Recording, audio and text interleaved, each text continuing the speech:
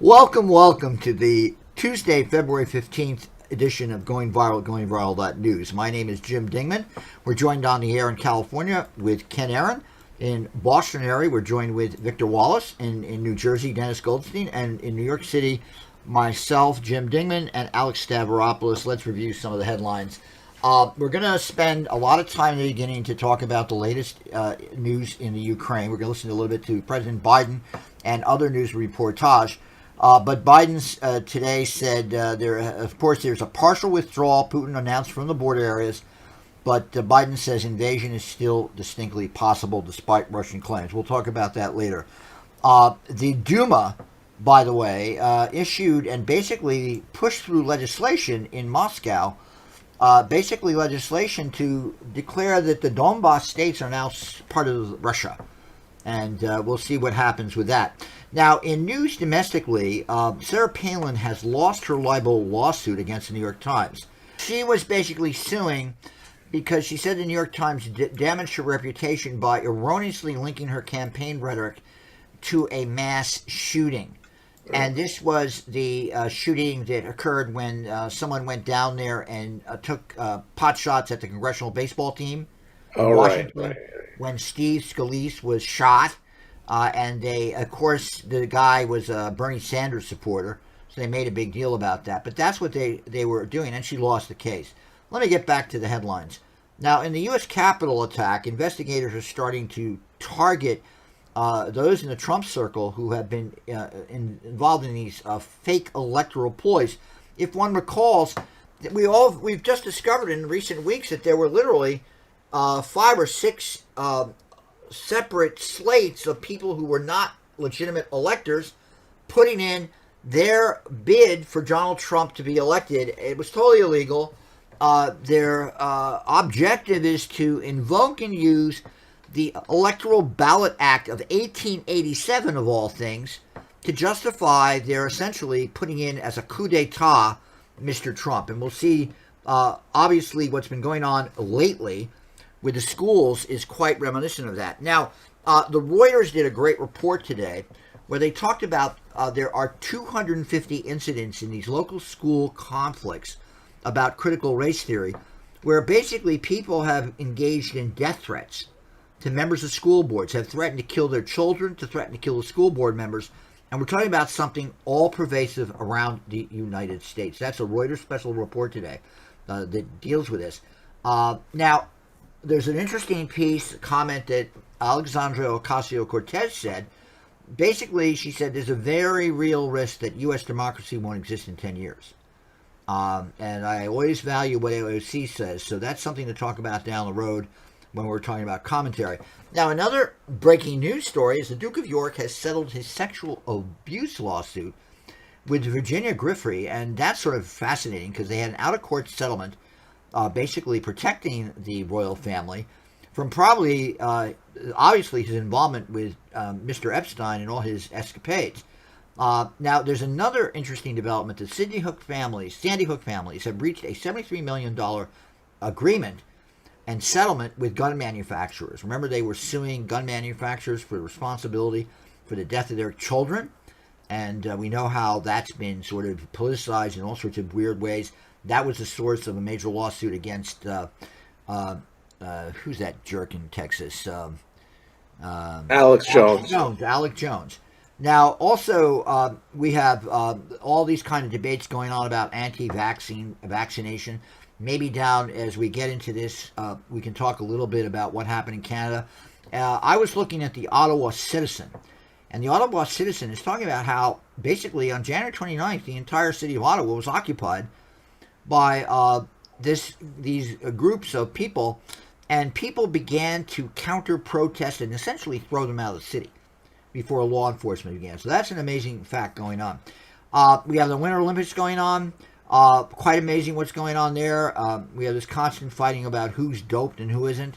I believe this Russian skater, Kamila Valeyev, we know that the Russians were banned for 2 years. But that's something that's going on there. She's, I think, allowed to skate again, but I know the Russians were banned for 2 years when they were caught a doping scandal. But again, the Winter Olympics is going on. And then there was a study issued today about what would happen if the rapidly rising sea levels in the United States go to 10 to 12 inches by 2050. And we're talking about a serious impact on the American coastline and, of course, around the entire world. And we're talking about a 300 to 900% increase in high tide flooding in the U.S. over the past 50 years. And now we have a situation where NASA predicts that climate change will cause seas to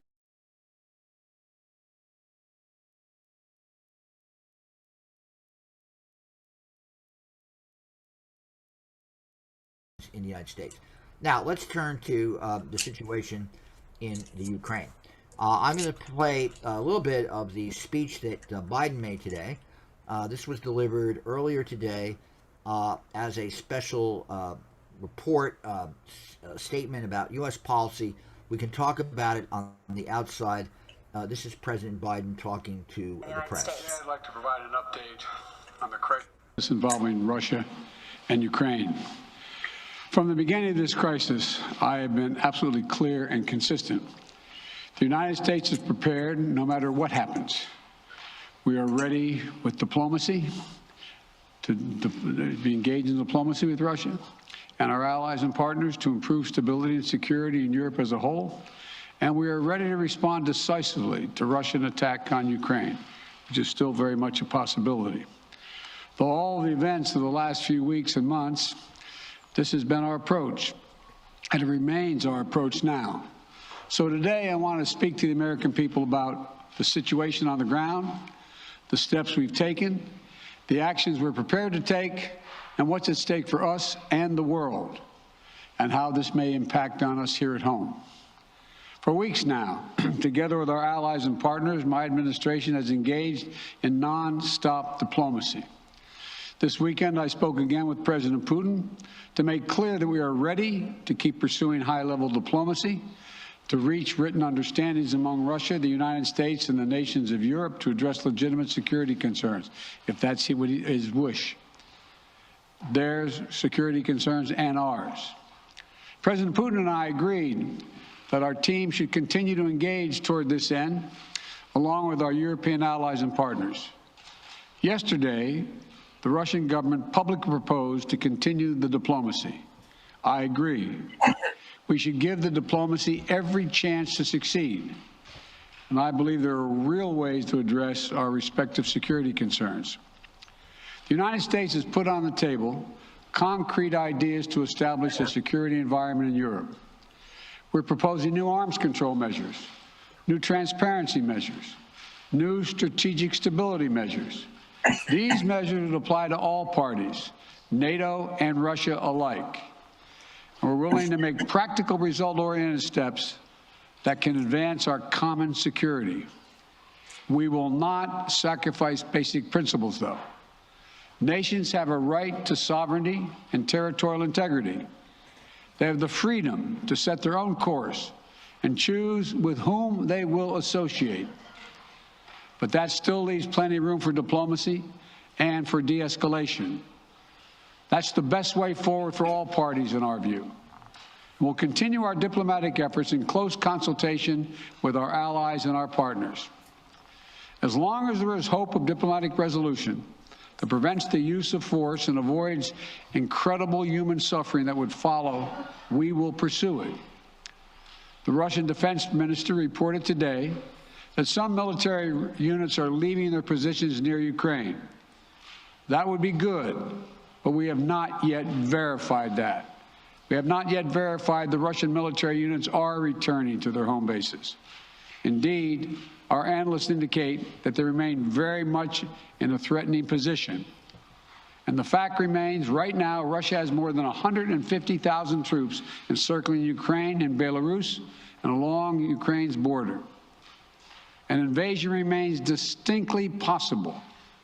That's why I've asked several times that all Americans in Ukraine leave now before it's too late to leave safely. It is why we have temporarily relocated our embassy from Kyiv to Lviv in western Ukraine, approaching the Polish border. And we've been transparent with the American people and with the world about Russia's plans and the seriousness of the situation so that everyone can see for themselves what is happening. We've shared what we know and what we're doing about it. Let me be equally clear about what we are not doing. The United States and NATO are not a threat to Russia. Ukraine is not threatening Russia. Neither the U.S. nor NATO have missiles in Ukraine. We do not have plans to put them there as well. We're not targeting the people of Russia. We do not seek to destabilize Russia. To the citizens of Russia, you are not our enemy. And I do not believe you want a bloody, destructive war against Ukraine, a country and a people with whom you share such deep ties of family, history, and culture. 77 years ago, our people fought and sacrificed side by side to end the worst war in history. World War II was a war of necessity. But if Russia attacks Ukraine, it would be a war of choice, or a war without cause or reason. I say these things not to provoke, but to speak the truth, because the truth matters. Accountability matters. If Russia does invade in the days and weeks ahead, the human cost for Ukraine will be immense. And the strategic cost for Russia will also be immense. If Russia attacks Ukraine, it'll be met with overwhelming international condemnation. The world will not forget that Russia chose needless death and destruction. Invading Ukraine will prove to be a self-inflicted wound. The United States and our allies and partners will respond decisively. The West is united and galvanized. Today, our NATO allies and the alliance is as unified and determined as it has ever been. And the source of our unbreakable strength continues to be the power, resilience, and universal appeal of our shared democratic values. All right, so that's President Biden talking today. I'm going to share with the audience and the panel here some of the reportage that occurred today. This is from Al Jazeera. This is an update of what's going on. This was played earlier today by Al Jazeera. Russian troops appearing to pull away from the border with Ukraine has been met with as diplomatic efforts to avoid war continue. The Russian president and German Chancellor. Jim, I think you stopped sharing sound or something somehow. Line of dialogue, with both saying conflict can be avoided. But as Dr. Jabari reports from Moscow, more conversations are needed before the chance of war retreats. Russia's defense ministry says these are some of its troops which had been positioned on the border with Ukraine. They're returning to base after finishing training exercises. As the training comes to an end, the troops, as usual, will march back to their home stations. Units from the southern and western military districts that completed their tasks already have started loading on trains and motor vehicles. They will start moving to their home bases. Individual units will march on their own in military columns. While this raises hopes that tensions could ease between Russia and Ukraine, there are still large-scale military exercises taking place, and it's not clear how many units are being pulled back. News of the troops' drawdown came just as the German Chancellor Olaf Scholz arrived in Russia for talks with President Vladimir Putin, who said war was the last thing he wanted. Do we want war or not? Of course we don't, and it's for that reason that we have submitted a proposal as to a negotiation process, as a result of which there should be a guarantee for security for everybody, including our country. Chancellor Olaf Scholz said some aspects of Russia's demands on Ukraine were worth considering, while stressing the need for diplomacy to succeed. Today I fully agree that diplomatic efforts have yet to be exhausted. We have to find a peaceful resolution to this crisis. Several troops have been pulled back, which is a good sign, and we hope that this will continue. In the Belgian capital, NATO Secretary-General Jens Stoltenberg expressed cautious optimism at the news of the Russian drawdown. There are signs from Moscow that diplomacy should continue. This gives grounds for cautious optimism. But so far, we have not seen any sign of de-escalation on the ground. Despite these intense diplomatic efforts, there are still many outstanding issues at the heart of the crisis. Vladimir Putin says he is ready to talk to U.S. leaders about Ukraine's request to join the 30-member NATO alliance. And he says that is a conversation which cannot be put off any longer, something both NATO and U.S. leaders have refused to discuss so far. And until that issue is resolved, it is now clear that this crisis could continue for months to come. Dorsa Jabari, Al Jazeera, Moscow. Hey mom, hey dad, everybody, I'm doing good in Kajaki. That's a good film, by the way. The boys are taking care of me. Comrade Obscura. Ukraine and Western leaders say they haven't seen enough evidence that Russian troops are withdrawing. The circles are where Russia is thought to have deployed more than 130,000 troops surrounding Ukraine on 3 sides.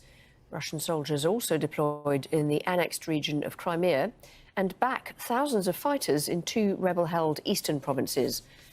Hours before Russia's withdrawal announcement, a US defense official said ground units were moving closer to the Ukrainian border. A satellite company said there was increased military activity in Belarus, Crimea and western Russia, including the arrival of helicopters and fighter jets. The UK says Russia is building field hospitals near Ukraine in Belarus, which could mean an invasion is being planned. It also says battalion tactical groups are being taken closer to the border. Step Vassen is in Luninets in southern Belarus, one of the places Russia has been building up troops. She gave us this update earlier.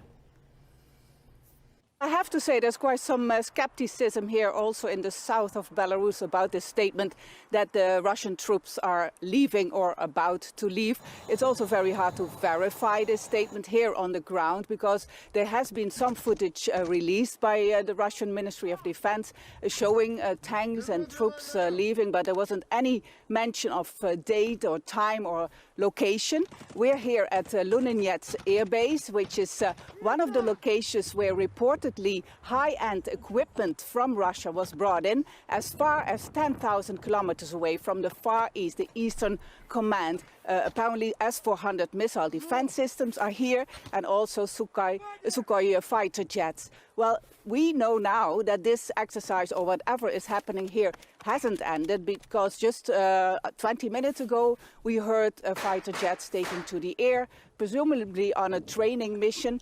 So definitely activity here still in Luninets. And it's also interesting to note that the Russian ministry said that the Western and Southern Command was going to be withdrawn back to their bases in Russia, but they didn't mention anything about the Eastern and Central Command. And what we've known so far is that there are many troops brought in from the Far East. The Ukrainian government says the websites of its defence, foreign and culture ministries, as well as the 2 largest state banks, have been taken offline by a cyber attack. Inside Ukraine, anxiety is building as residents consider what to do if Russia launches a ground invasion. Natasha Butler reports from Kiev. Slava says his son Ivan brings him joy in what he says is a world of hysteria. He doesn't want to leave his home in Kyiv, but says he'd consider doing so to protect his family if Russia were to invade Ukraine. Every day I'm thinking about what to do with my family. As I go to Lviv, for example, to the western part of Ukraine, or go to a village where my parents of my wife live. They have a small house, but at least they have, for example, they have electric generator, they have solar panels, so at least we will have electricity, for example, and the fridge will be working. Most people in the city are tired of thinking about what Russia might do next. For 8 years, they've lived with conflict in the east of the country between Ukrainian forces and Russian-backed separatists. But the recent crisis is fueling a renewed sense of anxiety. Things seem very normal in the city. People are still going to work or to school. The shops and restaurants are busy. But as the situation continues, some people that we meet tell us that they are worried and making contingency plans. If there is an invasion, we will go to Western Ukraine. But if there is a need to fight, my entire family will. Russians are just showing off, making noise, play acting. Russians aren't only influencing Ukrainian opinion, but everyone else. But Russia will destroy itself if it invades. diplomatic efforts to avert a new war have seemed at times to go round in circles, with little sign of a breakthrough. Moscow now says it's pulling some troops from the border, but Ukraine's government is skeptical. We continuously hear different statements from the Russian Federation, so we have a rule. We believe not what we hear, but we believe what we see. If we see the pullout, we will believe in the de-escalation. 40 years ago, this huge arch was built on a hill in the city to celebrate Russia and Ukraine's friendship. Since then, someone has painted a large crack in the monument. No one here wants a new conflict, but history has taught them to be prepared. Natasha Butler, Al Jazeera, Kyiv. Okay, so that's some of the reportage, a little bit of listening to Biden, etc. You're listening to Going Viral, GoingRaw.news. This is the Tuesday, February 15th edition of the show. We have on air with us Alex Stavropoulos, Dennis Goldstein, Victor Wallace, and Ken Aaron.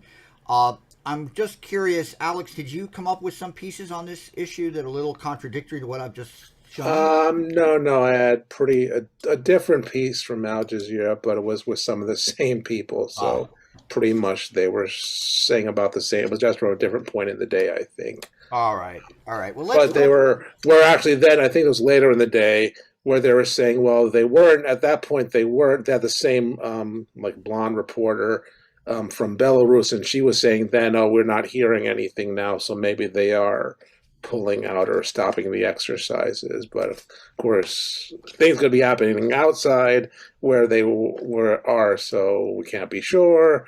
Yeah. All right. Well, one thing I wanted to report, I've been monitoring the OSCE mission on the Donbass that's monitoring incidents on the border between the Donbass, between Ukrainian and separatist troops. And what's disturbing is there's a very high tick in the past day. So who knows what that means. But let me bring Victor on. Victor, what's your assessment of what's going on with all this? You got to mute Victor. As far as the immediate situation goes, I can only speculate, so I don't have much to say on that. I do think that in terms of Biden's speech, when he says that we've been transparent about Russian plans, that struck me as very odd, because I witnessed that news conference where the State Department official said, well, we have classified information that, to the effect that the Russians are going to launch some kind of false flag operation. And the AP reporter asked him about it, or the evidence, and he couldn't provide it except to say it was just what they said. So there's a lot of this kind of anonymous and sort of statements which are reminiscent of the charges made leading up to the invasion of Iraq in 2003. Also, when Biden said it would be a war of choice, well, the question, how far back do you go to decide who's making a choice? And to me, and we've talked about this before, but what the Biden and with him the media failed to point out is that the choice made by the US was to push for the expansion of NATO. And that's the whole problem. And if they would get away from that, that would be terrific. And so my thoughts have to do with the question of how some kind of solution could be arrived at. And the one thing that I never hear discussed is in this context, is the idea of a multinational state. And I mean, in a sense, it's a bit what was lost when the Soviet Union broke up, but similarly was lost when Yugoslavia broke up. But what you have in other places where you have two nations and cultures existing within a single state, as in Switzerland or Belgium or Canada. So it's not unheard of. And I think if this kind of solution would be kept in mind and in the public sphere as a possibility, we might be able to get away from this terrific, dangerous situation. Absolutely.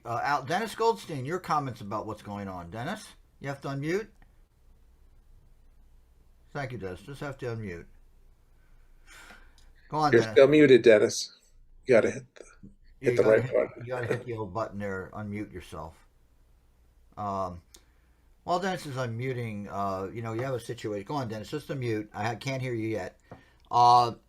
It's interesting that the military information, as you know, They have now about 70% of their army, regular army. Okay, there you go. Okay, we got you now, Dennis. Go on, Dennis. So keep on just, going.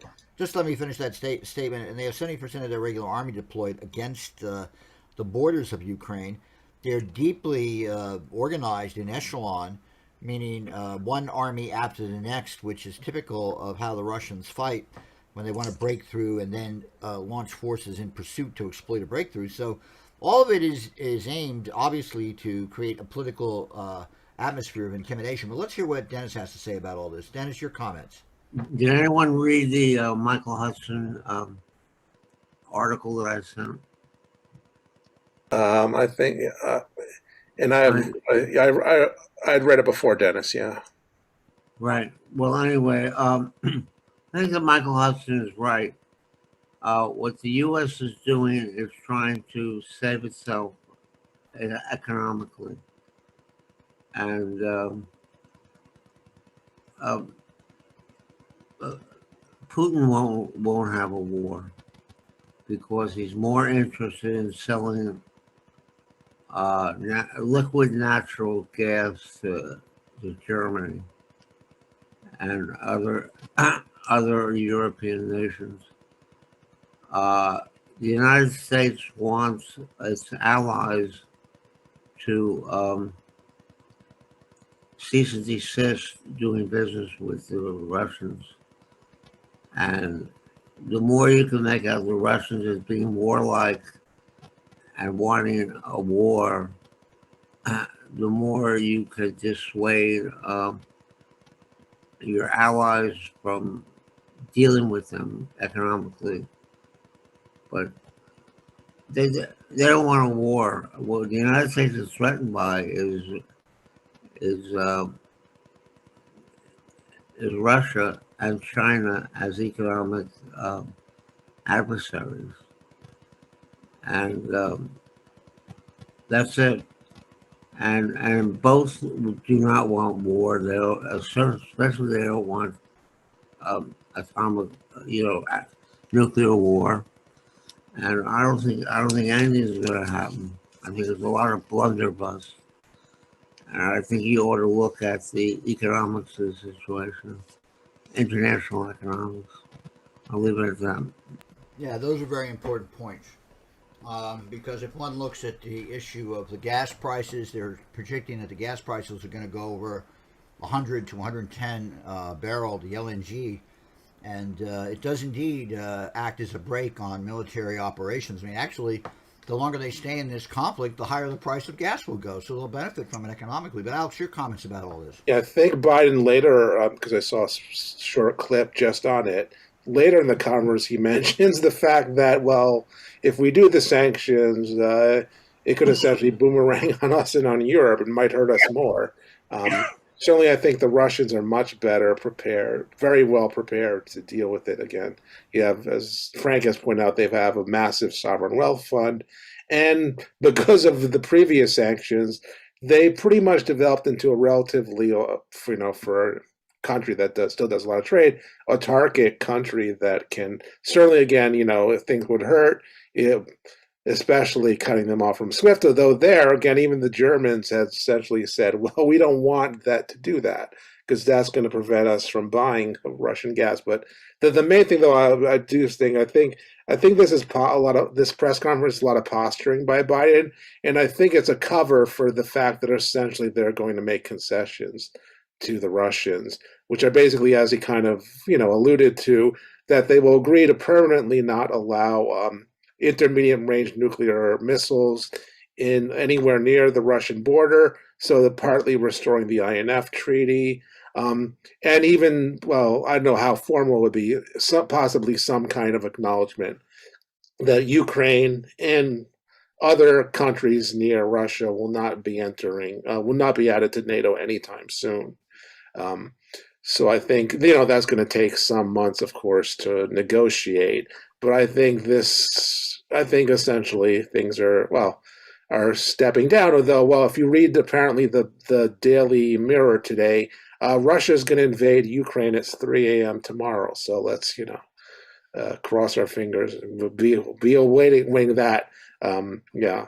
Again, I don't think that's going to happen, especially since what the Atlantic Council had some nut over the weekend saying that the Russians were going to invade. Well, we're going to try a coup over the weekend and then invade. The coup didn't work, which obviously, again, neither the coup nor the invasion happened. So I think we're reaching the point of the West crying wolf now. So yeah, but I'll let's have Ken. Let's have Ken talk about this. And frankly, Alex, we don't know what the hell's going on. That's the problem with all this. Anyway, Kenny. Well, the most interesting thing is whether or not the proper identification of the country is Ukraine or the Ukraine. And it's one of the few countries that has that situation going. I don't know.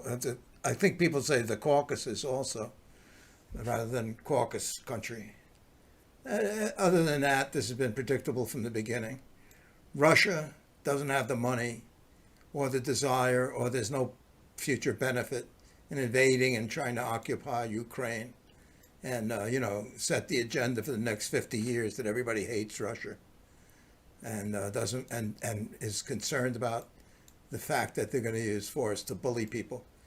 There was a KGB agent who came over to the U.S. about 15 years ago. He gave a big, long talk about how Russia deals with the West. He says, there's weapons, tanks, but that's all show. You go in, you infiltrate, you create chaos, you get dissent going, you start the people fighting amongst each other. That's how you do it. Then you can just knock them over. And you also you buy allegiances in the UN from different actions. So that's what China's been doing in Russia, and I guess the U.S. too. There's no need to go to war except to create a demand for more ammunition. So I just never thought that I thought this is all just a being provocative to get the U.S. to back off on its insurgence of setting everybody into NATO. That's all. So, is it the Ukraine or Ukraine? Yes. The Ukrainians prefer just Ukraine now. Yeah. Oh, they do. Okay. Yeah. But we do. Actually, I omitted the most obvious one. The United States of America. Right. rather than USA. I was on an interesting shopping errand yesterday. I was trying to buy a good physical map of the Ukraine.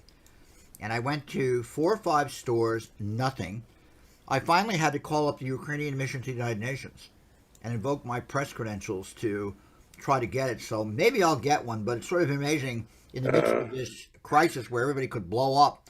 We can't even get a good map of the damn country. But anyway, let me turn to a different crisis, and that's the one in Canada. Now, Alex, did you come up with anything that had to do with Canada? No clips, anyway. All right. Let me just share this. This is something that appeared on CNN. This is today. They're talking about the invocation of emergency powers in trucker protests. This was earlier today. Talking about the Ukraine. To crack down on anti-vaccine mandate protests. This move allows the federal government to expand measures to clear the blockades by hundreds of truckers that are disturbing residents and harming the economy. CNN's Paula Newton is live for us in Ottawa with more. These are pretty sweeping powers allowed by this act. Tell us what's happening here, Paula. Yeah, the issue is, will it make any difference, Brianna? And good morning to you. Think about it. This city is in a state of emergency. The province is in a state of emergency. Now, Trudeau has called this a national emergency and has enacted the Emergencies Act. Brianna, the trucks are still here. And the issue here has always been one of enforcement. Now, Trudeau has been categorical, saying, look, I don't take this lightly. This is going to be geographic in nature, in scope. It is going to be absolutely, the guardrails will still be there, in other words, Brianna. What else did they do that was really interesting? They ended up bringing in financial measures. What does that mean? It means they are going to try and go after the money that is funding these groups. That includes those crowdsourcing platforms like GoFundMe, which I should say had already suspended funds for this convoy. But also the truckers themselves. They're saying they're going to pull licenses. insurance, even freeze bank accounts, Brianna. Some of these people may go to the ATM, try and get out money and can't. I think what many people are skeptical of is whether or not this was even needed. The reason? It is all about enforcement. People here in this city, Brianna, have been absolutely livid about the fact that police officers are here. I see them each and every day, and there is absolutely no enforcement. I also have to say, Brianna, this is an issue that Ottawa police, at least here, say is a complicated one. Why? They say that there are dozens of children in this protest with their families in the cabs behind me, although I hope not this evening, because a lot of them, it was very cold, and I hope a lot of them found places to stay. And police say that this complicates things beyond belief. You will not see the military step in here, Brianna. At least that's what Trudeau says right now. What they want is the laws in place. We have seen more aggressive measures, especially at the borders, at those really key supply routes between the United States and Canada.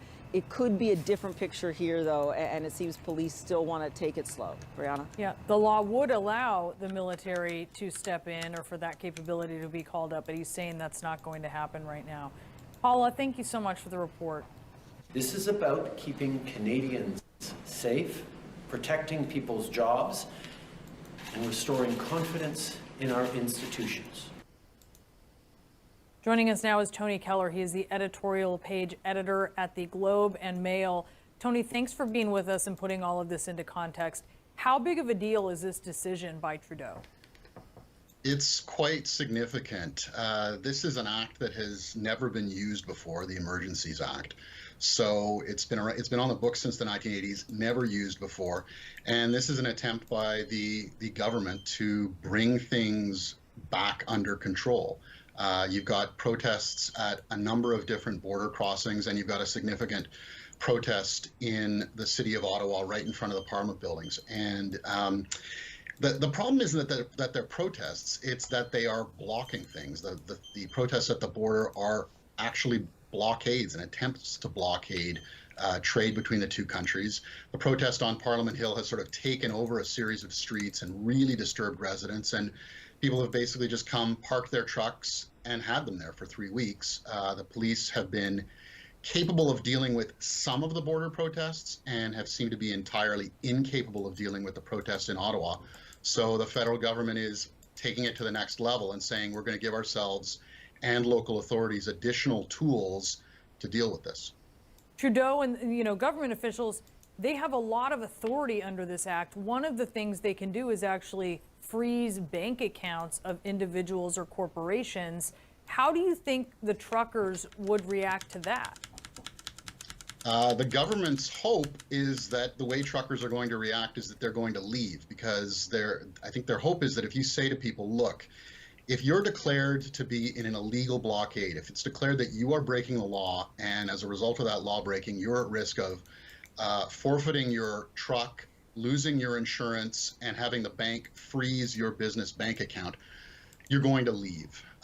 So that is their hope. We're going to see exactly how that works out. We're also going to see whether the courts decide that that is acceptable, whether that's in any way a violation of people's rights. But for the moment, they've said they're going to use that, and we'll see how effective it is. All right, so that's the situation in Canada. This is a piece that occurred on CNN earlier today. Let's just hear what people have to say about this. Let's start with Ken. Ken, what do you think about this? Because the idea of coming in and knocking out cities, now people in the United States are talking about it. I think in New Zealand they're talking about it. What do you make of everything going on there in Canada? Oh, I thought it was a real good, strong demonstration of fascist dictatorship. He says, that's it. I've decided this is what has to happen. That's it. Everybody shut up, or I'm going to take away your money. I'm going to kick you off the internet. I'm going to freeze your bank accounts. I'm going to take your children away from you because you're being harmful to them. Because I declare you are evil. I don't care what you have to say. So that's it. It's a fascist dictator. I'll see if the people put up with it. Because you're hurting the children. How many times have you heard that? You're hurting the children. Therefore, I have to lock you up. Come on. And then the other remarkable thing about this is there's no criticism of the journalism on CNN when they make these comments that show prejudice and bias and decision. that they support the government's position. You know, they say they're doing this thing with the trucks and it's harmful. You know, well, okay, but it shows what side they're on. I want to throw back here to a point where the left was being very obtrusive across the United States. And I think it was, Jesus Christ, these things, you know, New York City, St. Thomas Square or somewhere. What was the name of that? Occupation. The Occupation. Remember in New York? Occupy Wall Street. Occupy Wall Street. How that went on for 6 months, right? And yes, they didn't block the subways. They didn't stop commerce. So they didn't get the capitalists upset. We had the occupation out here and in many other cities. We had the same thing recently in Portland and Seattle, where people took over sections of the city. And that was very destructive to Portland. Portland, I think it was Portland or Denver. Some city that's gone through this kind of ravaging has been offering companies money to move back in. Please open up a restaurant, do something and make it look like we're reapproaching civilization. So, you know, it is disruptive. This is what passive resistance is like, upsetting the economy, not just sitting on the side in a zone, a safety zone. I can't remember which presidential campaign that was. I was shocked. They said, "Here's a safety zone. You can go over here and protest." That was the RNC convention in 2004 here in New York. Yeah, that's right. The designated demonstration zone or whatever. Go ahead, scream your heads off, wave your banners. You know, just do it over there where nobody can see you. I mean, if you want to have a democracy, forgetting about all of the details of a democracy, basically it's the concept that a country, the government of a country, is run or gets permission or is in accordance with desires of the population. And to define that, you know, basically it's the majority, but with consent and not be oppressive to any minorities. But it's the people running the government, of, by, and for the people, best stated by Lincoln. So it's not necessarily going to, democracies are not very efficient. Go spend a couple of weeks in China, you'll see what efficiency is. You know, they make a decree and that's it. They had a decree in Shanghai, no honking your horns. Do not honk your horn unless it's an emergency. And bang, overnight, the sound in the street stopped because it's a totalitarian dictatorship. Those tend to be more efficient as long as they don't make major mistakes. Democracies are very messy. Jim can testify to that because he's been attending LSB meetings and PNB meetings. It's chaotic. And you'll always get somebody in there who wants to disrupt everything. It's standard in a democracy. You played it on the air. You enjoy watching the British Parliament act like buffoons and holler at each other and call names and make accusations. So that's democracy. So part of democracy is truckers blocking access to roads because they want to be heard. And it doesn't matter, you know. You can scream all day that they're idiots and why are they doing this and it's dangerous. That's your opinion, and they have their opinion. And if they're not, and I've seen videos of these truckers gatherings, but I don't know how censored those videos were, but the videos where they have their kids there, it's like a vacation or a picnic. They're not a bunch of radicals, they're just a bunch of truckers. But that could be propaganda that was put on the YouTube also, as opposed to some other propaganda. But his leaders, individual leaders, taking on dictatorial power, it's ridiculous. We've gone through this whole thing with the pandemic. This is too serious to leave it up to the decision of the public or even a committee. We're going to put one guy in charge and he's going to make a declaration and this is what we're going to do, at least in the US and certain other countries. So I just consider it a fascist dictator, being a nice guy. And the way he talks about it, I'm doing this for the good of the people.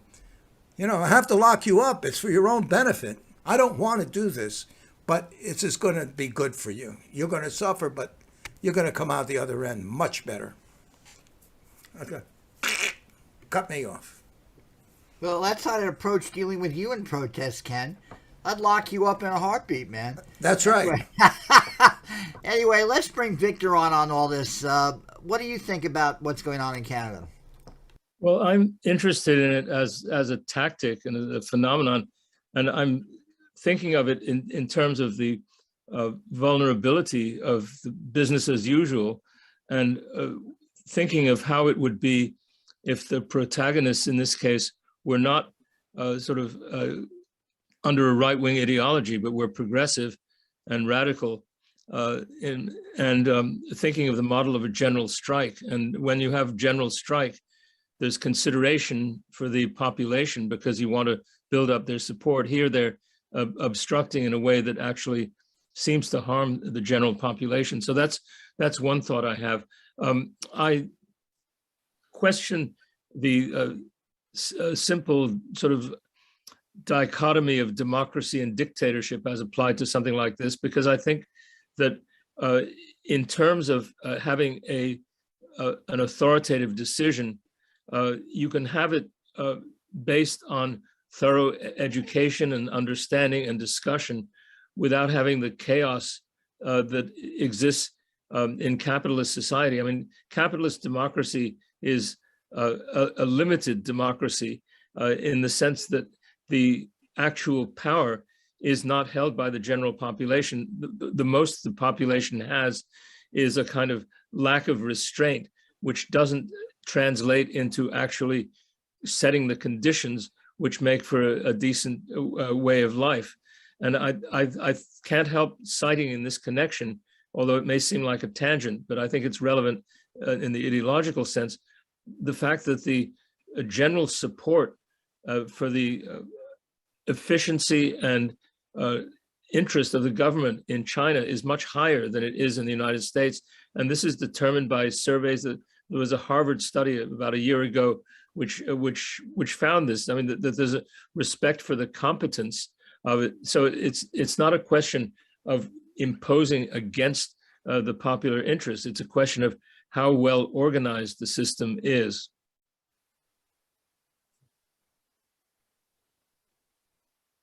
All right. Alex, your comments about this, and we'll finish up with Dennis. Well, I'll just say Breakthrough News had some interesting reporting over this previous week with their show on Thursday that got into some of the organizers who started the original thing, and yeah, they're pretty right wing. So this definitely is right wing based protest.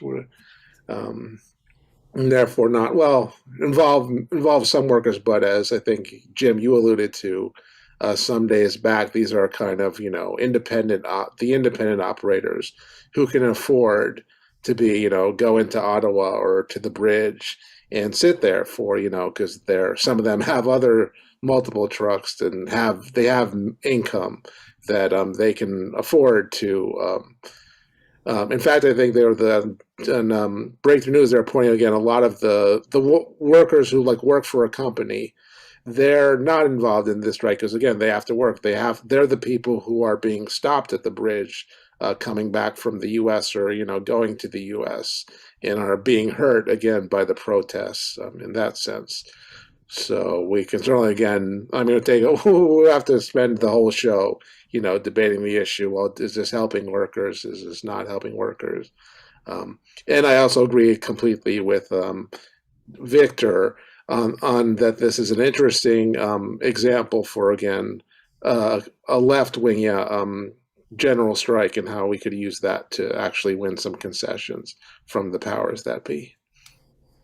Okay. I just wanted to make a follow-up point on this.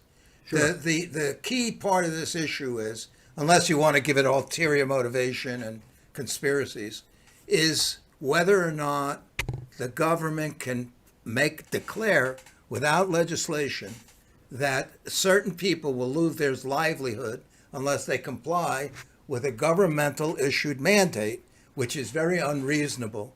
Because if somebody, let's say a trucker got COVID and he got through it, he now has immunity. And according to materials I've seen, I don't care what you've seen in the past, there's been many trial studies on this, with natural immunity from having had the illness is stronger than any immunity that you get from the vaccines. So they're not counting that. It doesn't matter. I don't care what your history is. And it might be harder to document, too, because somebody could say, I got the COVID if I didn't go to the hospital, but you just have to take my word. You can test me. I have the antivirus. Antibodies. The antibodies. But no. They say, I don't want to hear any of that. You got to take this or you're fired. That's it. I don't care if you worked here 3 months or 30 years. Why? Because I've decided that's the right thing to do. Who am I? I'm the president or the premier or whatever. So that's the issue behind this. This is why the truckers are doing this, nonviolent protest because of that. They drove across the country and so forth. And they're only 10%. But, a lot of times you can't tell me a political movement that involved more than even up to 10% of the population. 90% of the population, they go, hey, leave me alone. I just want to go home, watch TV, have another kid. So, it's only 10% of the population who knows who the name of the vice president is. What do you think? Everybody's running around reading all these philosophical books and everything, or studying, Pearl Harbor? Come on. It's like, what's on HBO tonight? And let's watch this reality TV. And, come here, honey, let's go work on getting another kid. And a beer, and I want a truck, and I want to go camping, etc. You want to live a life, not chew on this. So that's what they're protesting. So that's the issue which you have to consider. Because, yes, if we went on protests, let's say during World War II, and said the United States has to take recognition that people are being killed in Nazi Germany, you can't ignore it. You have to open it up and take them in. But people might go and protest like that. As they say, there's a hurricane, an eruption in Haiti, and they say, you have to take them in. I'm not going to let you close the door on these people. We're going to stop the business. This has always come from the left. We're going to put, what was that thing, Mario Savio? We're going to be a wrench in the machine. We're going to stop you. You're not just going to go on as business as usual. This is too important to be ignored. And that's what these truckers are saying. And then Trudeau, with his great diplomatic skills, I guess he ran out of blackface, so he didn't know what to do. He goes and says, I don't have time to talk to you. Here's my declaration. He didn't talk to any Russian. He left the city, got out of there, didn't want to be part of it, and he threw in, this is my declaration. No participation, no acknowledgement of their point of view or anything. So I'm just saying, bringing up, forget about the thing, whether it's right or not to protest. What about the issue that they're protesting? That's the thing to discuss. And that is, with reasonable people, there are more than one side to that issue. It is not a closed case. All right. Let me just show people who are listening here. This is a paper in Ottawa. And as you can see, the Ottawa police chief has basically resigned. This is what, day 19 of the occupation of downtown Ottawa. And, this is what's occurring now is that the residents in Ottawa are basically, they've had enough of this, and they want these guys, they're actually blocking the blockaders. It's quite amazing what's going on there. And I recommend people to look at the Ottawa Citizen because it's really following. And here you have this, the Battle of Billings Bridge. This is a bridge inside Ottawa itself where the people inside, I don't want to get these kind of advertisements from the Ottawa Citizen, they actually went out and trapped a convoy of the protesters. And one of the people leading this was a member of the Canadian Communist Party. So we're talking about across the board, people are taking action locally. And, one can, it's important to deal with the kind of issues that Kenny's raising about where this kind of disgruntlement occurs while people are motivated to do this. But, you can see in Canada, they really are following this. Look at this, like counter-protesters blockade Freedom Convoy on Riverside Drive. This is from today. Let's see, counterterrorism units, guys who are in military counterterrorism units are under, it's like a January 6th in a way. And then, and here's a really interesting thing. Now, this is a analysis in the Ottawa Citizen about the different failures that occurred in responding to these guys since January 28th. And I guess the paywall, oh yeah, here we go. The paywall's trying to stop me here. But here they're linked to is it similar to the January 6th protest in Washington? How did they take over downtown? They simply drove the vehicles in there and parked them. And they're talking about how the Quebec and Toronto protests were effectively contained. So this is an amazing phenomenon going on. And just following what Victor said about the issue of general strike. I've listened to people talk about general strikes for years. And here you have the potential of a general strike that's actually in motion. But let me bring Dennis on. Dennis, your comments about what's going on in Canada. Dennis? All right. Dennis is busy. Let me turn to a different story here. Okay. Excuse me. I'm gonna sign off because I'm tired. But thank you very much. It's always a pleasure to be with you. Thank you, Victor. Always a pleasure to hear Thanks, your comments. Victor. Thank you. Bye. Thank you so much. And we had, of course, Victor Wolff, who's a professor of the humanities and political science at the Berklee School of Music in Boston. Michael's not joining us tonight, I take it, Alex, right? Yeah, here's Michael. Michael came in. Oh, okay. Hey, Michael, were you waiting for Victor? Well, we should ask him about the convoy, since he's our Canadian expert. Oh, that's right. Yeah, right. He's got something to say about Canada. Michael. Ken, tell Mike your comments about his prime minister. Well, your lambasting of Trudeau. So he can. I don't have time to lambaste him. I'm just talking about what he does. All right. I'm not criticizing him. I'm just reporting his actions. All right. Well, anyway, Michael, we were just finishing talking about your beloved Canada and the response of Prime Minister Trudeau to the situation. As I recall, his father faced a similar situation with the Québécois years ago. Yes. And what's the Québécois? This is the French Canadian province of Quebec. Yes. Separatists. Separatists. Okay. It was the FLN. It was the French separatist movement. They were engaged in armed terrorism. Anyway, Michael, what do you think about what's going on in Canada right now? Well, first of all, yeah, they've been saying that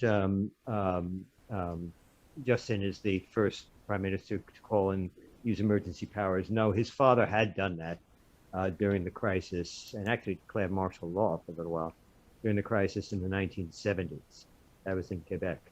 But as far as this goes, I mean, it was bound to happen. I think one thing I should say is that people think there's nothing that's across the board. Canada has their fringe people. It's just a smaller group of people. It's a smaller fringe than in the United States. And it's not as virulent or violent as you can see by the demonstration. It was bad enough to close things down, but they weren't walking in with AR-15s into a provincial capital building and threatening to hang people. But another factor that people have to think about is that, remember, a lot of these truckers, maybe not a majority of them, but a substantial number are Americans, or do spend a lot of time in the United States, or have dual citizenship, or dual residency. So there's a lot of this. A lot of it is really bleed over from the United States. It's also being a lot of the protests were coordinated, as I'm sure you just talked about. In other words, wasn't just instigated. It certainly wasn't funded by the truckers themselves. It was funding and instigation coming in from other circles.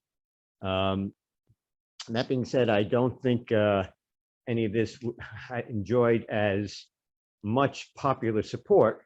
Not that the majority of Americans support this kind of business anyway, but the vast majority of Canadians do not support it, did not seem to support, from what I've found out. I know of no Canadians that actually supported the protest. So basically, he called in the emergency powers, and he'll do it again. But a lot of this has to do with the influence of this kind of, shall we say, American I don't want to know, anti-vax, this craziness that's in the United States. And it's bleeding over not only into Canada, but all over the world right now. The fact is that the truckers did something that was illegal by Canadian law or any rational law. And Trudeau did what he had to do when he did it. I thought if anything, he waited longer than he needed to call in the emergency powers.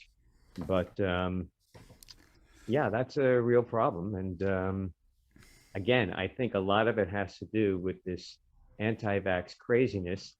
Again, and Canadians are far more patient in general. I mean, these are all generalizations, but Canadians tend to be far more patient, far more rational than Americans. They were adhering to the lockdown. They're far more vaccinated than the United States. But you do have these fringe elements. And one thing we've learned about the virus is that it only takes 1 out of 10. It doesn't take that large a fringe to muck up the whole works and ruin things for everybody. It's just like if somebody's on a subway train, it only takes one person to pull the emergency cord, and that whole part of the system stops for an hour and a half. Well, we're in that same situation with the virus, and we've seen that up there. All right, let me just end this segment with a story that just appeared on Canadian Broadcasting that basically says the emergency measures may not work.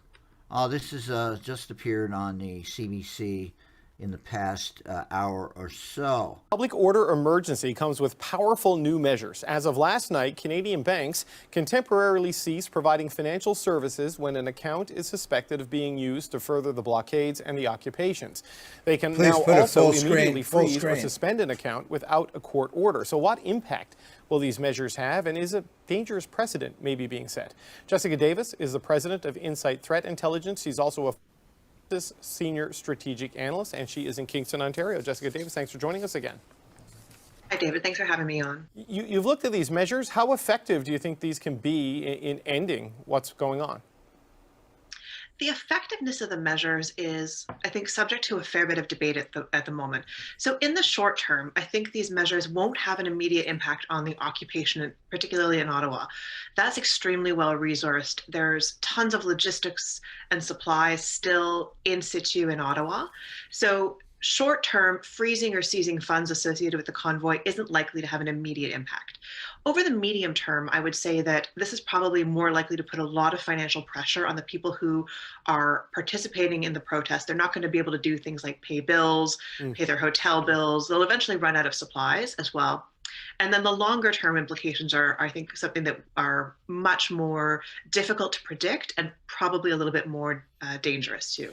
Yeah, we'll go bit by bit. So what does it potentially mean for individuals and organizers of the protest, right? You heard the Deputy Prime Minister last night saying to the truck owners, we're going to freeze your corporate accounts and we're going to strip your insurance. I mean, if you're not insured, you can't drive. If you can't get your money, you can't pay your truck. I mean, that puts you at a real risk of losing your most valuable possession potentially.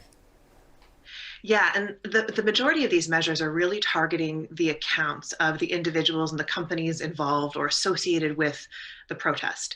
So one of the key pieces is that anybody who's associated or furthering the protest or the occupation here in Ottawa, their accounts can be frozen and their funds seized by banks. Now, this isn't necessarily going to happen. There's a bit of difficulty in terms of the nuance of the language. We'll get a bit more clarification when the regulations come out, but it gives the banks an awful lot of power on that front.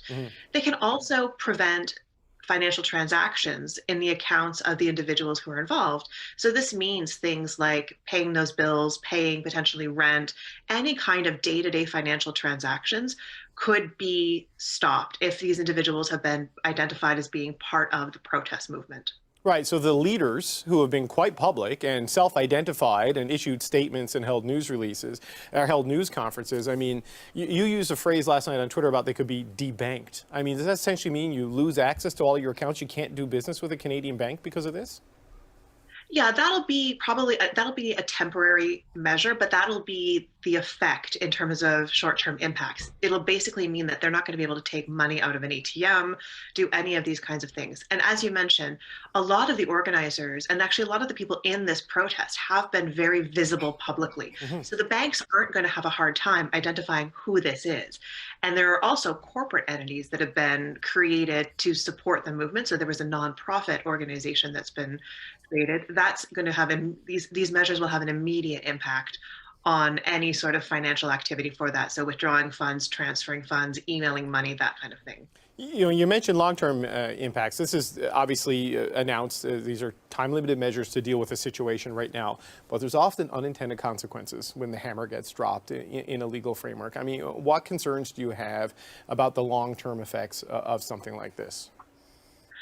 There are a couple of things here. I think the long-term effects, this protest to a certain extent is spurred by this idea of government overreach. And to be fair, this is a significant step by the government in terms of freezing people's access to financial services, which some will interpret it as further evidence of that overreach.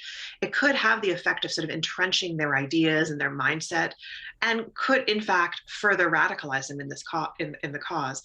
I think longer term, sort of in the 30-day window, this will probably have the effect of limiting their ability to continue the occupation, which is the intended effect.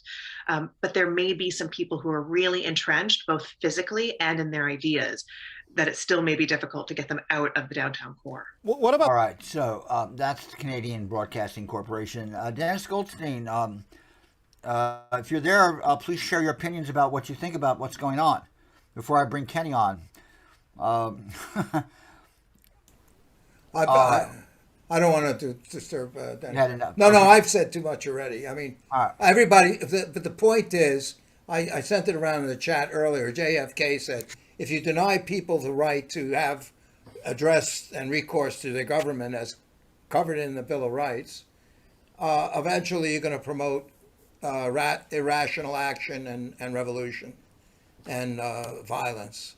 And it goes both ways. It's not just oppressed people. It can be privileged people who think that you're destroying what they've worked for. All right, and that's what this is. And if you don't come to the table, well, you're just saying, okay, I'll meet you outside, and we'll settle it in the public square. Well, Ken, I think I should first of all saying that you're dealing with a different government. The Canadian government doesn't have to honor the United States Bill of Rights or Constitution, although their Charter of Rights is very similar.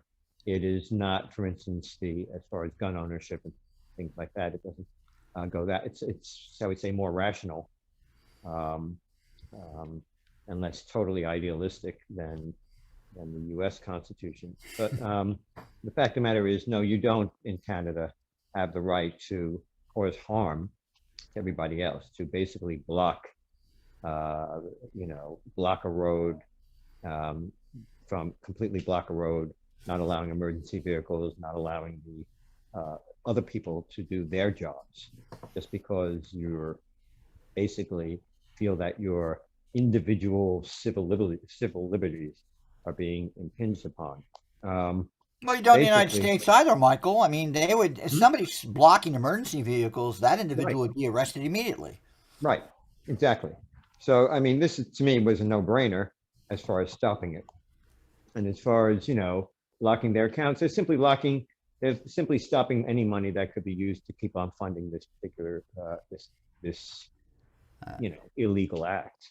I'm sorry, basically what they, in other words, what the truckers want to do is they want to muck up the works and then not suffer the consequences. Pretty much what the January 6th insurrectionists wanted also. They want to be able to do whatever they wanted, do something illegal, and then not suffer any consequences.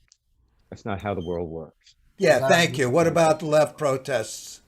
And historically, Ken, yeah. Because whatever somebody else is doing, you can't justify what you're doing by saying somebody else did something that I also think is wrong. All right? This is just, nobody has absolute freedom. Nobody can be totally, if you want to be totally self-indulgent, You can't do it at somebody else's expense. All right. All right, Ken, you got to unmute if you're going to respond there. Go on, Ken. We can't hear you. I have to say, that's why I'm muting myself. I don't want you to hear what I'm saying. All right. That makes well, two of us. Let's turn to a different controversy before I turn the show over to both Kenny and Alex. And this is the Joe Rogan saga.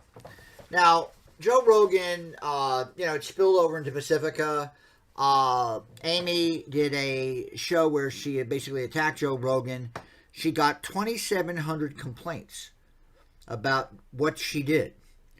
And people were saying, oh my God, we're disappointed. Now, for all I know, some of them could be Russian bots, but who the hell knows?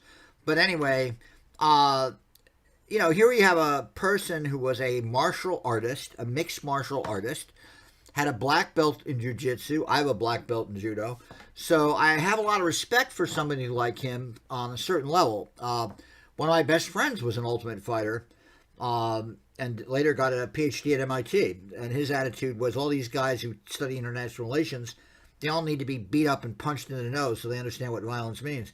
But here we have 16 million to 20 million downloads a day for Mr. Rogan. Rogan's hat on. Let's see what this is. Very different than Indy Ari in terms of its look at Joe Rogan. Oh, I forgot the surprise. Yeah, yes, this is exciting. We have a big surprise for everybody. Crystal, what's the surprise? Okay, so as you know, there has been something we've decried here at this show, this very caricaturish view of Joe Rogan. And I'm not just talking about the N-word compilation, although that is certainly part of it, but his portrayal in the media is he's this like right-wing reactionary guy who, who loves Donald Trump and is a racist and a sexist and all of these things. Now listen, if you actually consume Joe's podcast, you know he's a complex guy. And some of the things that he may, say and engage with when Ben Shapiro is on might be different than when Andrew Yang is on, might be different from when we're on. But we asked Matt Orfalia, who's a great sort of video editor, to put together a compilation that shows a more accurate reflection of some of Joe's views. Now, I wouldn't say that this is like a holistic view of Joe either, because he's a complex guy who has heterodox views, sometimes contradictory views, as we all do.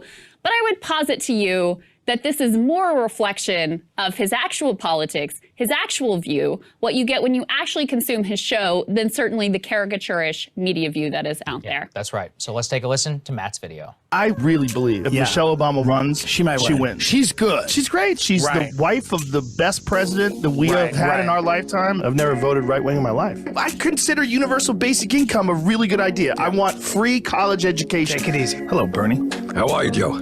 Wonderful. Pleasure to meet you. Nice to meet you. I like Tulsi and I like Bernie. That's it. Oh, yeah? Everybody else can eat shit. Look at you, fucking progressive. Yeah. I think I'll probably vote for Bernie. I think he's looking out for the interests of the working people. And I think he wants people to have a better life and do better. And I'm all for that. And if that means I have to pay more in tax, like people think, oh, you're a socialist. I've heard people say that. Oh, you're a fucking socialist, bro.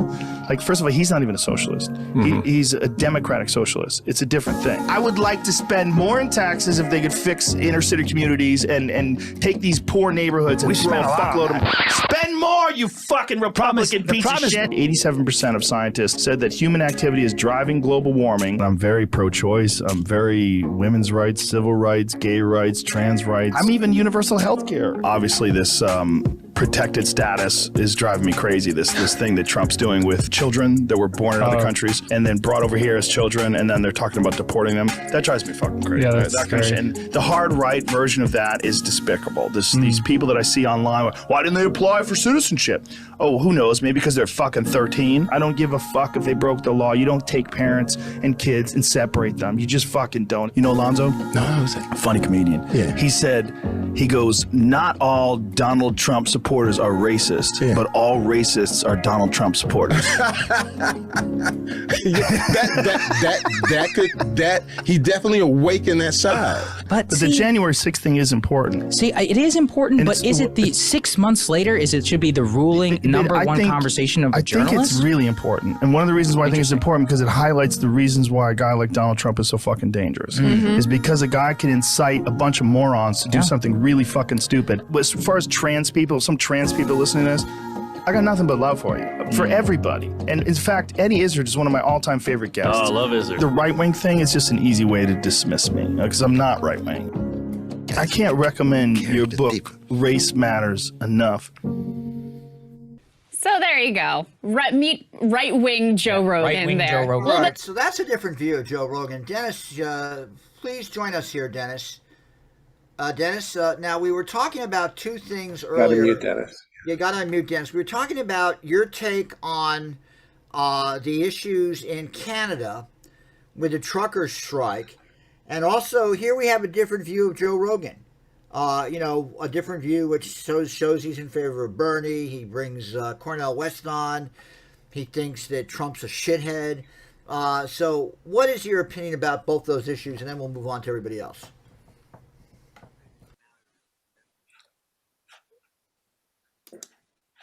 Dennis? We're not hearing you, Dennis. You must still be muted. We can't hear you.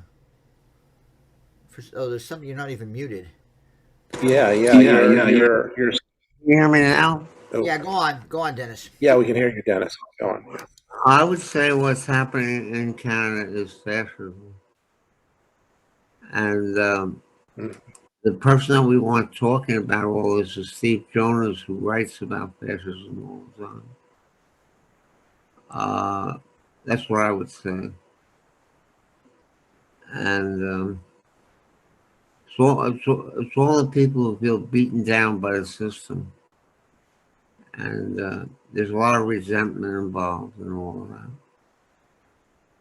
And I'd like to hear what Steve Jonas has to say tomorrow. I'll just leave it at that. All right, thank you, and we look forward. And Joe Rogan, Dennis, if That's you have all right. thoughts That's about all right. that. Joe Rogan. I don't know who Joe Rogan is. I've read the name someplace. Who is he? A podcaster he's the most popular broadcaster probably in the country right now, with 20 million people listening to him a day. But anyway, Is he a fascist? Well, he actually says he isn't a fascist. He's like a libertarian who supported Bernie Sanders for president, like Tulsi Gabbard, had Cornel West on. He's sort of all over the goddamn place. But anyway, he's the one who did the N-word video by India Ree that we played last week that got him into trouble from a lot of people. But anyway, we can if you have any opinions about that, I'll certainly let's entertain what you have to say about it. I know you don't like shock jocks.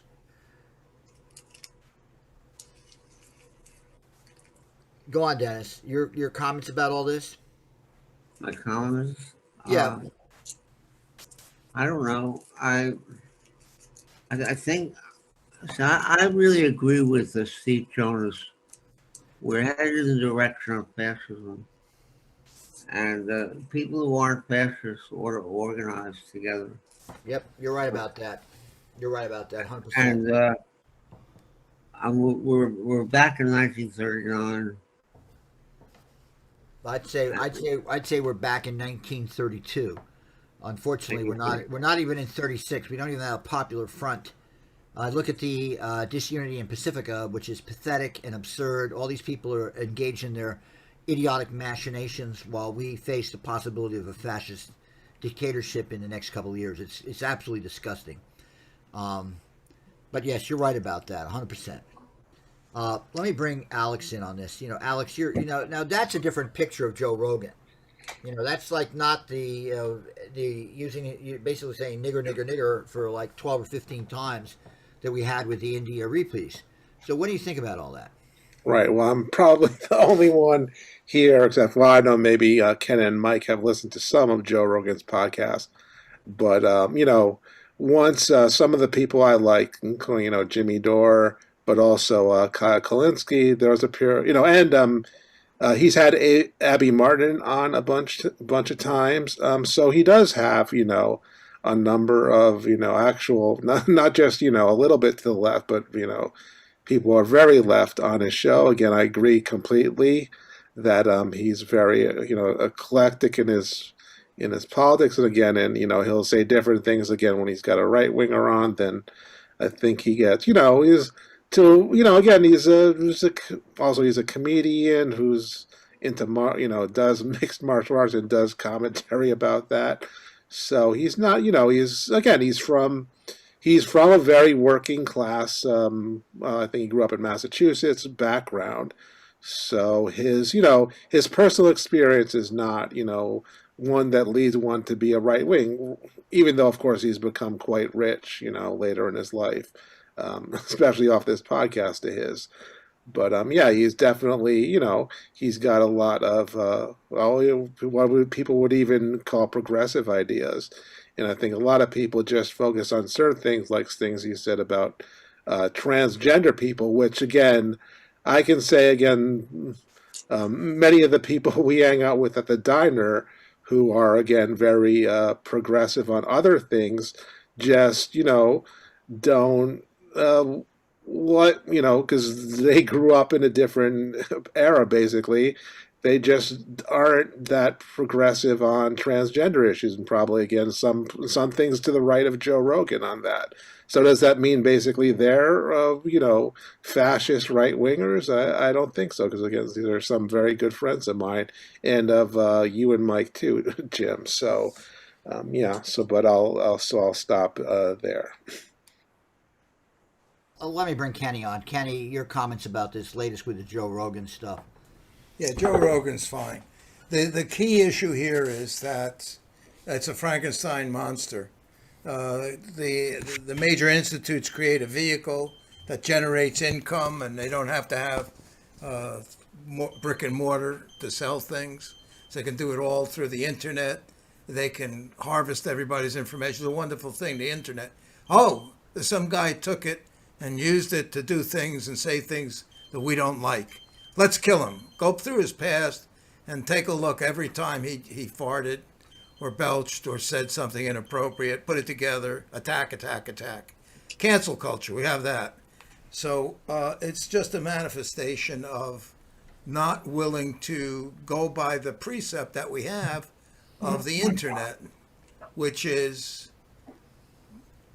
everything for all of the time, right? And something that allows for communication and the presentation of ideas that normally are not heard elsewhere. And that's part of the Pacifica mission too. So that's the interesting thing, how self-righteous people can get about closing the door on people they disagree with and deciding who's good and who's bad. We're sitting in judgment. Who cares what we think about Joe Rogan? What's the difference? Right. It's what, so what? I don't like him. So what? I like him. So what? Right. That's right. You got a matter of opinion. That's fine. You don't like him? Change the channel. You like him? Click and try and get another one. That's what I do. I hear a singer I like. I try to see what else she's got out there. I don't like it, but turn it off. That's the wonder of electronics. So I don't see where they have any purpose or right. This is, this is just crap. But it goes on day and night, day and night. It's cancel culture. I had put up as a topic, we should do a meeting on, or an episode on, who invented cancel culture? Where did it come from? How far back does it go? Does it go to the cavemen, where some guy came in and said, look how he's slouching. I don't want him to come to our feast tonight because he walks with a hunchback. Kick him out. Cancel culture. And... Or is it more contemporary? But it's being used as a vicious element to eliminate political opposition. Oh, absolutely. And this is insane. So, it's Joe Rogan. It's Joe Rogan. I think he's okay, but that doesn't mean it. What's the difference what I think? Right. All right. Let's hear from Michael. Michael. You got it. I'm unmuted. Joe Rogan is just show business. By the way, Alex, I have to take you to task for a couple of things. First of all, I hope you don't believe that that if you come from a working class background, or if you come from a working class background, you are unlikely to be right wing, or even if you're rich, you're more, you're very likely to be right wing. It doesn't work that way, unfortunately, as we know. A lot of right-wingers come from the working class, and there are a lot of people in the who are rich who are certainly not right-wingers. However, also, you should not bring the people in from the diner. Alex, you don't know what their real opinions are or something. You're using a very, very superficial evaluation on your part. Don't bring their opinions in. If they want to express their opinions, they'll express it themselves. Yeah, how dare you, Alex? Yeah, well, it's not right because you certainly don't do that to your friends. But anyway, that I being don't think we said, should allow Alex to be on the show. Yes, that's the way. well, he no, I behaves. mean, it's to me, it's the Cancel same his thing. ass. It's like, well, I guess Trump's doing it to his friends also now. But anyway, as far as Joe Rogan goes, it's show business. It's entertainment. Right, exactly. I mean, how many other shock jocks don't believe a word of what they're putting out on? I mean, come on, this is standard operating procedure. Well, I want to add to that, Michael. Michael, I want to add to that. I'll never forget, I would go into a bookstore with friends of mine, Sky Books International, and these guys religiously listened to Howard Stern in the afternoon when he was trying to make women expose their breasts all the time. And you're sitting there listening to this nutty guy who has literally huge audiences listening to him in New York City. And he's like saying, hey, come on, take your bra off. I want to see your tits. And this is what, it was just amazing. And his ratings soar. So, and Stern, of course, is sort of like an interesting character politically. He would have Trump on and he'd sit there and rank Trump out. It's sort of funny to listen to him and Trump go at it. But yes, I agree with you. It's all performance art on the part of Rogan. And there's someone complaining about a January 25th show that Rogan did with Peterson. John Peterson, the psychologist, so I'm going to have to listen to that. But a lot of these people on the left, they're jealous. They'll never... It's Jordan Peterson, Jim. Jordan Peterson. They'll never in a million years get 19 million people listening to them. They wish. $100 million contract? They wish. So, I sort of keep it in that perspective. But go on, Mike. No. That's basically what I was saying. Right. It is show business. It's about ratings. Whenever I hear about this shock jock doing, saying this or being right wing or left wing, I'm saying you don't know what he is. He's doing a persona, and this idea of bringing controversial people on the air. I mean, I don't even know. I don't think it has much to do with the idea of the open market for airing your views and things like that, the rights of man. No, it has to do with ratings. John Stuart Mills. Yeah, it's rating. Right. Well, one thing I want to add to this is that what always amazes me in these discussions when you have these debates with certain people on the left is that, hey, did they ever, the point of anger and anxiety that Ken raised earlier about the way these people feel. How many of them ever communicate with some far right-wing nut who actually is going to sit there and argue with you? And if you actually talk to some guy for 2 or 3 hours and treat them seriously, you sort of get a more interesting picture of them, even in the midst of their racist crap. You just have to, and it's funny, I think about when I did deep canvassing out there in Pennsylvania with other guys during the 2018 midterms. I would encounter people all the time. I'd sit there and stop and argue with them for an hour to see what they had to say. Because, I didn't agree with them. I could have said, oh, you're a racist piece of shit. Fuck you. I'm going to keep walking. Not the way to do it. You got to sit there and listen and argue with these guys. But let me turn it over to, Alex, and let me see what you got, Alex. And then Kenny, of course, if you got something to share, please do that. So, Alex, what do you got there, kid? Give me a sec. I got to find that. I just got to find the right window. Jeez. So I should say something while Alex is finding that. I wanted to do tomorrow is deal with the class basis of inflation. Who gets hit harder by inflation right now? Who's actually suffering? Everybody's suffering, but who actually gets hit the hardest? But go on, Alex.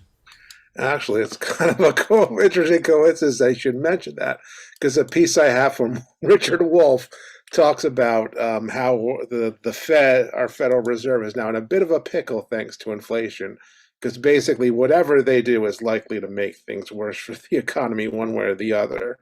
And in many ways, in catastrophic ways. So here again, so we'll have about four. This is from his weekly economic update this Monday, and he'll talk about inflation, what the Fed may do about it, and how that might just make things a lot worse. Okay, so this is quite good. I want to turn next to the Federal Reserve because the Federal Reserve has reached a critical moment, and we're going to be hearing about it. And I want everyone to understand the kind of dead end that we've come to as an economic system, which is expressed in the dilemma of the Federal Reserve. Here is how it begins. We have an inflation running 7-8% with no end in sight.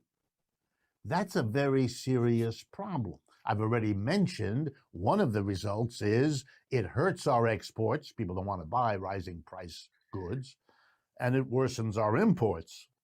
And that means fewer jobs in America to produce what we used to export. And we're substituting imports, which is jobs produced in those countries from which the imports come.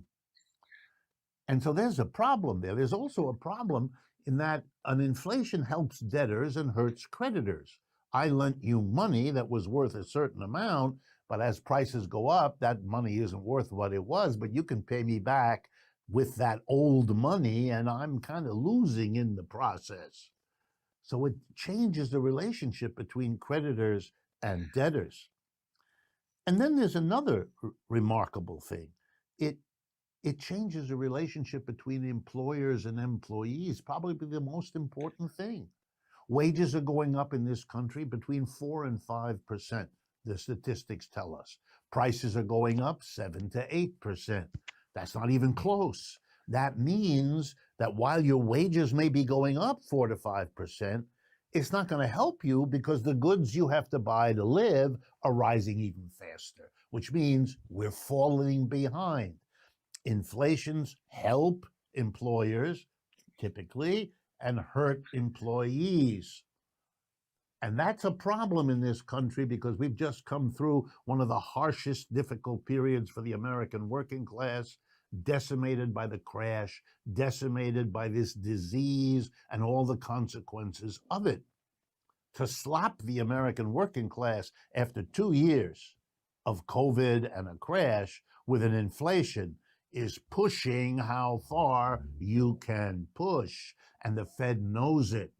We know that from their conversations because records are kept of those. So they're going to come in there and do something about the inflation. Well, what is it they're going to do? They're going to stop pumping money into the economy, they said, and they are going to raise interest rates. Here comes the dilemma. If you stop pumping money in, guess what? The flow of money into the stock market that has been bidding up the prices of stocks is going to slow down or stop. That's not good for shareholders. They are only 10% basically who own most of the shares in this country, but they're the powerful rich 10%. And what are they going to do in the face of this possibility? We don't know. Interest rates raised. That's what they're promising to do 3, maybe 4 times this year. Wow. There we know what that's going to do. That is going to shake this economy to its foundations. Why? Because we're a more indebted country than we have ever been. Corporate debt in this country, business debt, bigger than it's ever been. Government debt, bigger than it's ever been. Household debt, bigger than it's ever been. Mortgage debt, car payment debt, credit card debt, and school payment debt. Wow. You raise interest rates, the cost of that debt for all those people and institutions will be overwhelming. Many will go out of business. What is the Federal Reserve going to do? It can't allow the inflation to continue. There's too much at stake, but it can't really solve the problem with its money and interest rate maneuvers because that'll condition a whole new set of problems. That's called a dead end. What are you going to do? No one knows. The idea that the Federal Reserve will be able to just do enough money reduction and interest rate raises to control the inflation without those other problems, is that possible? Yeah. Are you likely and possibly going to win the lotto? Yeah. but the chances really poor. And that's a problem that we're going to return to in the weeks and months ahead. All right, so that's a pretty dire warning, but I think one we should keep in mind, as he said, again, over the next few months, especially as the Federal Reserve starts to implement those policies until looking at how, there might be basically a catastrophic effect on the economy. Again, as he said, thanks especially to the huge debt and on everything that's been, built up for, again, we're what, $30 trillion government debt, more than $1 trillion of student debt, there are multiple trillions like credit card debt, and then again, car payments and so on. All of these, again, are going to be affected if people have to pay more because their interest rate goes up, then, well, and that's going to affect everybody. So this is, but again, they've dug this trench for 20, 30 years now by again, huge deficits and, putting everything on people's credit cards and other different forms of debt. And now, we knew at a certain point it was going to get so big that, you just couldn't go any further. So we may have, as Professor Wolff just said, we may have reached that point. And so that's of course scary. So again, I just wonder what you guys think about what he said. So in any order, you guys want to chime in? Well, I'm just going to say something because I'm running out of strength here. So it'll probably be my last comment for the evening. Thank you, Verizon. But I should say that I'll just add a personal comment. I was on with my internet and cable provider, and it turns out my bill went up about 14% in the past couple of months, and it had gone up before that. So every few months it keeps on going up, and I finally told them, I said, well, I won't be able to carry you. I'll have to find something cheaper. And the person there recommended that I try to get, apparently there are government assistance programs. So the government obviously still is putting money into it, but I don't know how long that's going to last.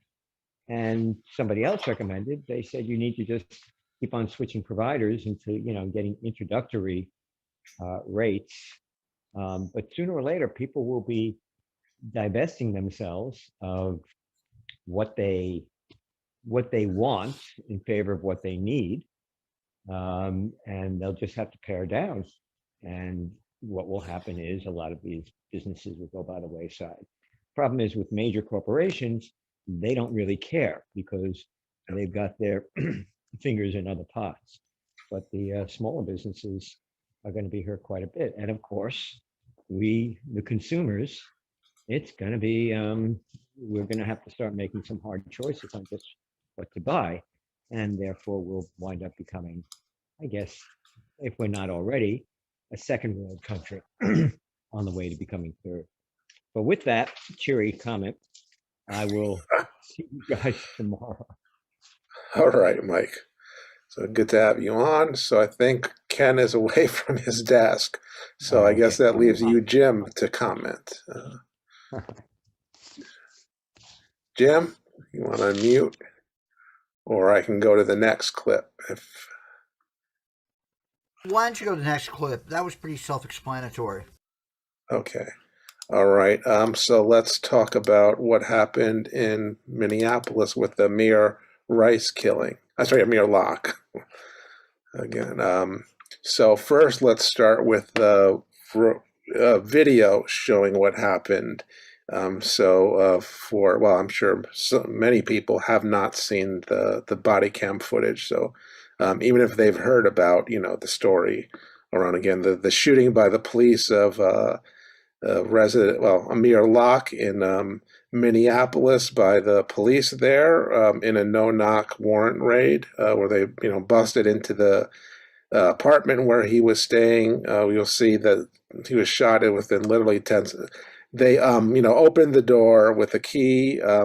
they're looking for a murder suspect. Well, evidence regarding not a suspect, evidence regarding a murder case into three apartments in the building where he was, including the one he was sleeping at of a friend. And you'll see they open the door, yell, it's the police, but you can see clearly that he's not quite awake, and he gets waked up by a cop kicking the couch that he's on. He kind of gets up a little bit, and when you slow down the body cam footage, you'll see that he's holding a gun.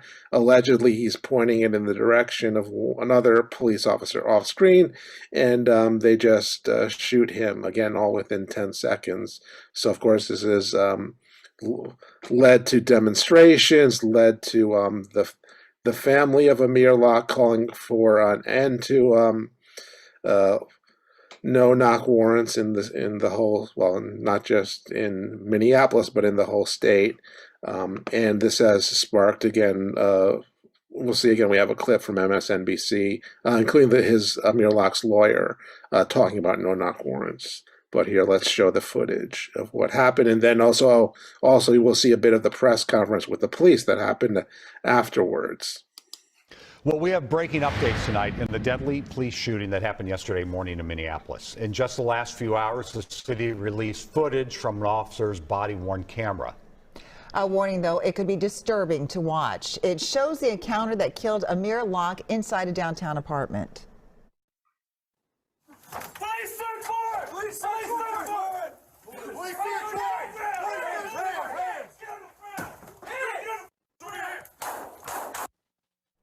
Jeff Wagner is here now to walk us through the video and what we've learned tonight about this investigation. Jeff. Amelia, earlier today, Locke's family first viewed the video, which is what city leaders wanted before they released it to the public. Now, the elements of the video unfold quickly, as you just saw.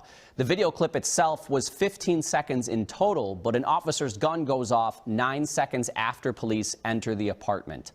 Officers use a key to open the door and immediately start shouting search warrant and other commands as they enter. MPD gave us this slowed down version of the footage. Their guns are drawn, flashlights on. They then kick the couch that Locke is sleeping on, and as he awakens and gets up, he is holding a gun. Officer Mark Hanneman shoots him. Police also released this still frame from the video showing the gun in Locke's hand. Yesterday, police said the gun was pointed at officers. At a press conference with Mayor Jacob Frey tonight, community leaders asked Interim Police Chief Amelia Huffman if she could specifically point out when the gun was pointed at the officer. So if you look at that still image, even though you don't see all of the officers, the involved officer was just outside the frame in the direction that that barrel is emerging from the blanket. But it looked to me as if that gun in Mr. Locke's hand was pointed toward the floor. And certainly when the county attorney's office reviews that case, they will be carefully examining all of those factors. And I'm absolutely positive they will take a look at that. It was not long after that answer that civil rights attorney Nakima Levy-Armstrong passionately interrupted the press conference. She's part of a new city commission to improve public safety and said Frey and Huffman's response to the shooting is not what voters want. What they were expecting is a new beginning. That's why they gave you more power and authority. So that is what we want to see as the residents of Minneapolis. We don't want to see cover-ups. We don't want to see whitewashing. People are asking very simple questions that have still not been answered. Amelia, you're saying you want to be the chief? Then act like it. We learned some other new details tonight. St. Paul police had a warrant to search 3 apartments in the building related to a homicide investigation. Chief Huffman did confirm that Locke was not named in the search warrant and added that St. Paul police recovered evidence from the building that could be related to that initial homicide investigation. Jeff, a lot going on there. All right, thank you. There is still a lot that we don't know about this police shooting. We talked to experts to get answers about warrants, gun rights, and gaining access to apartments. Okay, so one thing they don't have the time to say in this press, bit from, again, the local CBS station over there in Minneapolis, is that actually the police lied when what they originally said. Again, as you saw in the video, they open the door and then they yell, search warrant, this is the police. And they originally had said that they started yelling before they opened the door. So we already know, again, the police began this whole thing lying. Also, they released a picture of the gun that Amir Locke had, even though he's a legal gun owner, has a concealed carry permit. Clearly pretty clearly in an effort to, kind of smear him and make for an excuse that, this is a dangerous guy with a gun, even though he has it legally. We also, again, if we have time for it, we'll play a little bit of this, but after we, to talk about, again, the issue of no-knock warrants. And actually, again, there have been one or two gun groups, actually, for the first time, essentially coming out, in this case, to defend a black owner. Of course, the NRA itself has not said anything, but we actually have had Minnesota gun rights groups coming out to defend Amir Locke, saying, again, he is a legal gun owner, and and even kind of going as far as to question whether there should be allowed no-knock warrants. But I know Ken and I discussed this earlier, so I know Ken has some things to say about this. If you want to unmute Ken and respond, what do you think about this case? Again, I don't know if you've seen the body cam footage on this to see what, again. It's another example of grave injustice meted against an individual by the state or by actors of the state. And I think the biggest flaw here is to pick an unusual incident to condemn an entire group of people or an entire society. Okay? It's sort of like Christopher Columbus was abusive to some of the indigenous people when he landed in the Caribbean. So I guess we should go and torch Spain and Italy because of what Christopher Columbus did. It's the same way here. I don't know what happened. I don't know why they busted in there. I don't know why they shot him. But obviously it looks like an inappropriate use of force. And I don't know if the guy was drunk or on drugs, or the cop, I mean. No, he was asleep. I'm talking about the cop. I'm talking about the police officer.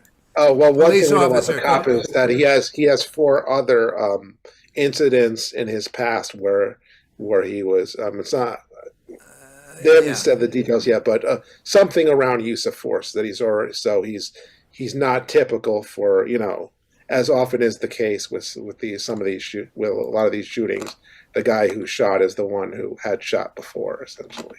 In other cases. So maybe there's a bigger corruption behind the fact of this one incident in terms of the police training. Now, this is very interesting because this happened on a Joe Rogan episode when he was talking to a guy who's a Navy SEAL, and he's very popular now. And he said, when we would be given an assignment to raid a place to, free some hostages or assassinate some enemy, we would drill it for 1 to 2 weeks. We would build a structure that was similar to and we would just drill it. And what happens if this? And what happens if that? What happens if this? So we would train like 20 to 1 on terms of time in the field to time practicing. And with most police officers, they get 1 hour of training a month, and they sit and eat donuts and coffee and watch a video.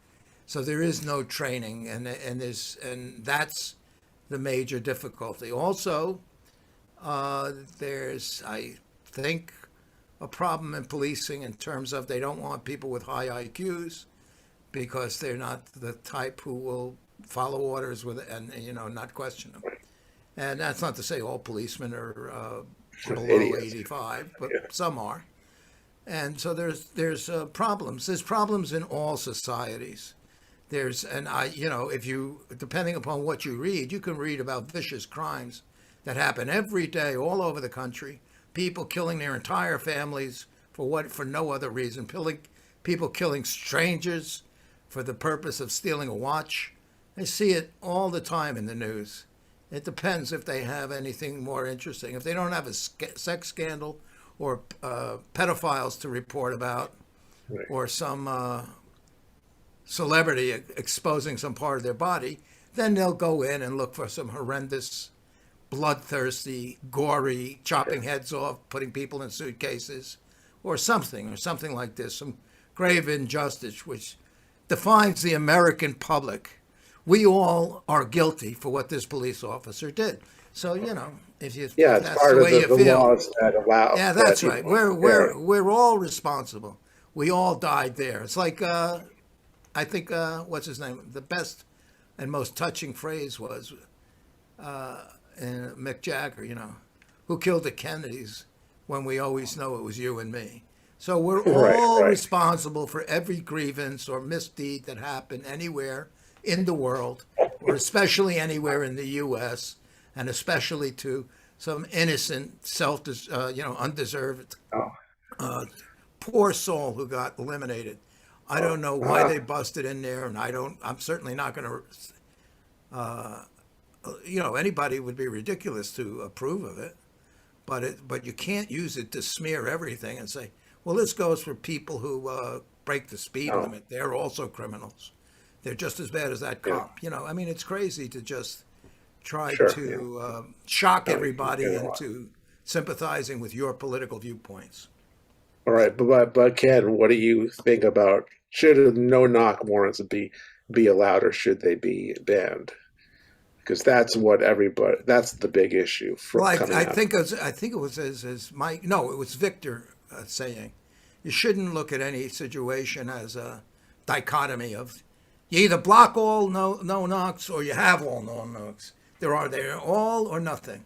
No, there should be a very appropriate gradient and procedural monitoring of the activity. If there's going to be a no-knock warrant, you got to say what are the circumstances under which that can occur, and what is who gets the authority, and so forth. And we've had restraints on this, but they eventually get abused, like the warrants things with the what's the name of that court that gives the FBI the right to tap your phone? The FISA court. The FISA court, yeah, supposed to be there and supposed to maintain that it's not being abused, but they find out that 99.9% of the time they approve. They agree to none.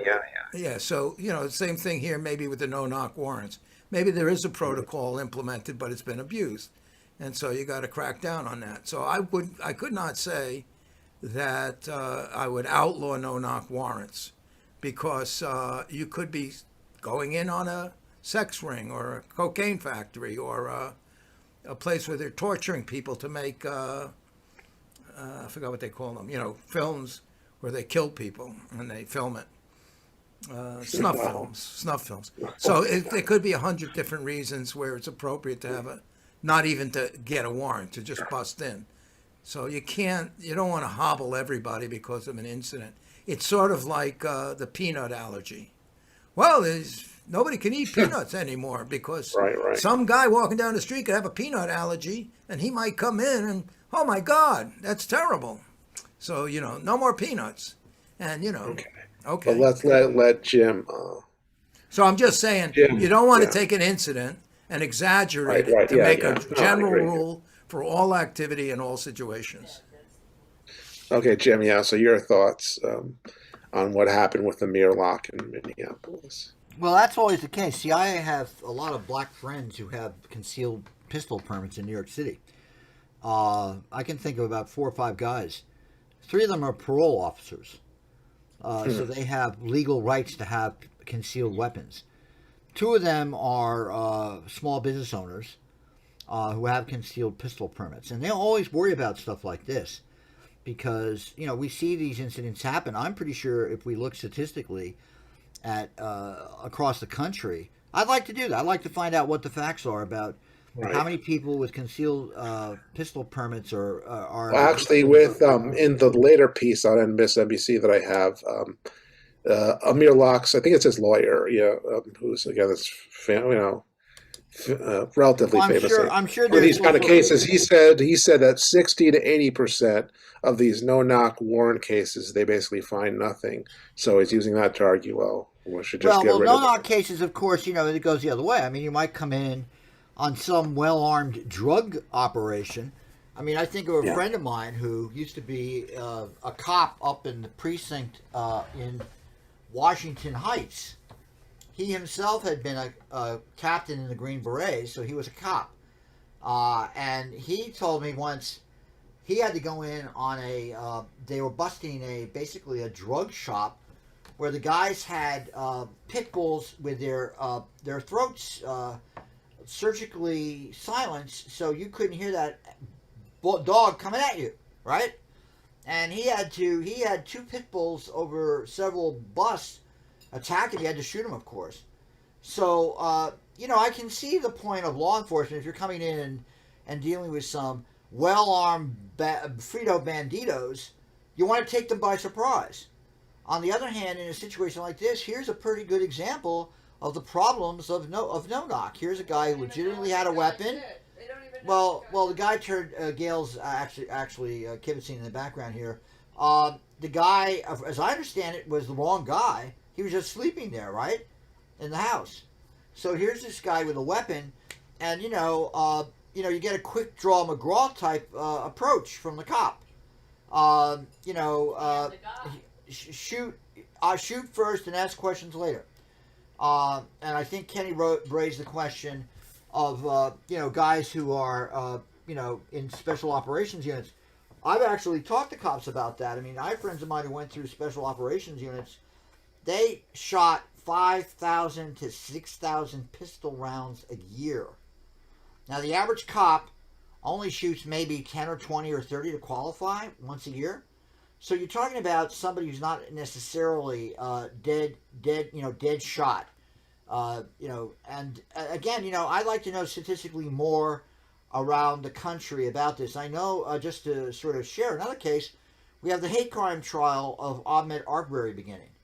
But again, the facts are important to get on this case. Now, do you have anything more you want to talk about tonight, Alex, or should we say sayonara to the masses here? That's enough. I can't hear you.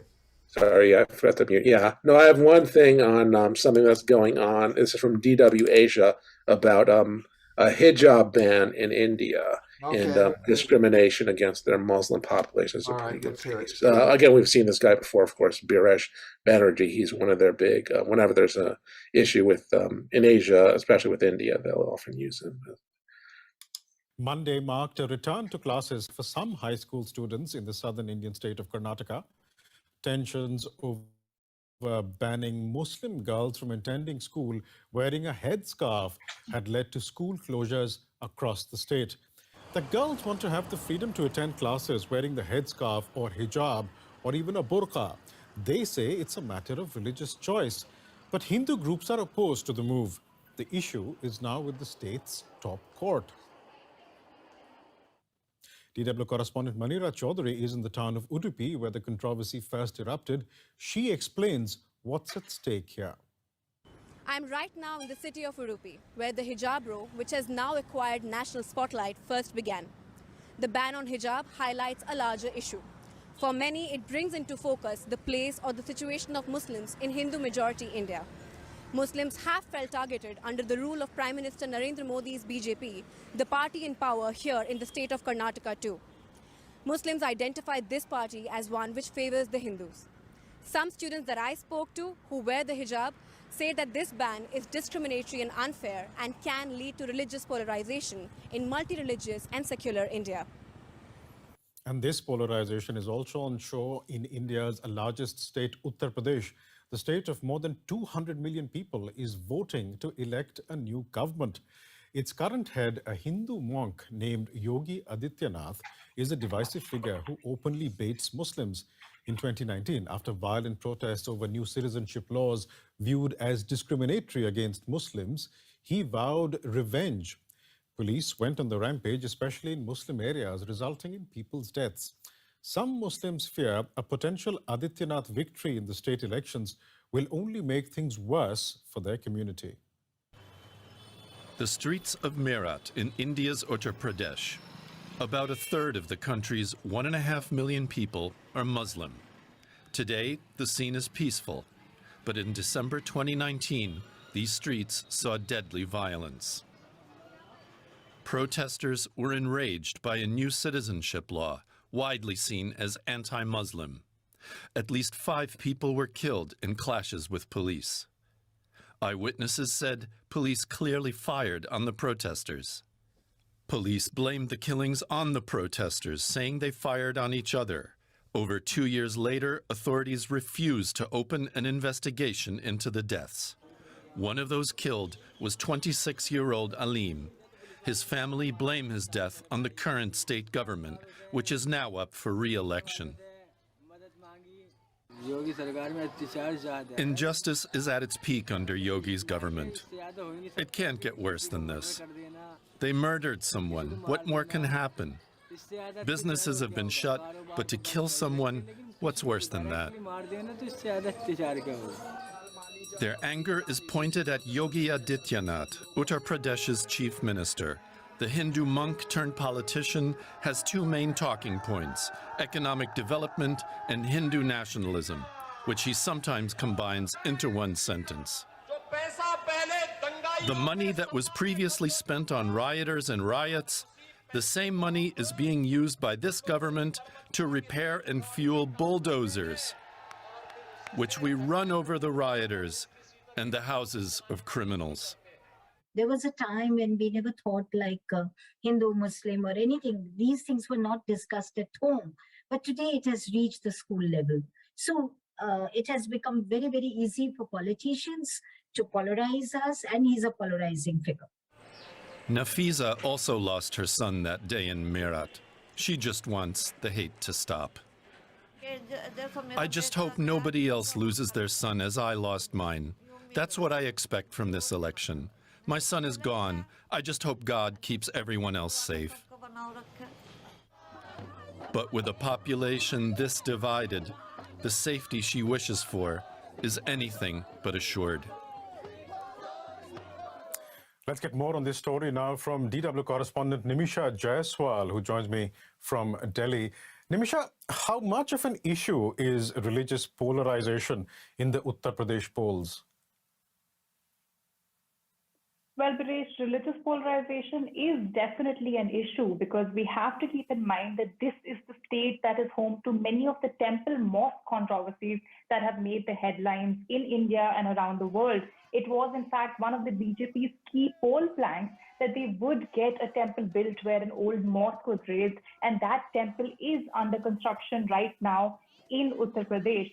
But of course, there's also complexities involved. Political parties in the state are also working on caste and community plans. But the BJP has often alleged that voting for one of these other parties means voting for a government that panders to minorities or that is pro-Muslim and essentially submitting to the subjugation of a government that favors Muslims. But on the other hand, it's also important to remember that the BJP is the incumbent government in the state right now. So other poll issues such as unemployment, law and order, or even the controversial farm laws of last year are likely to play a role.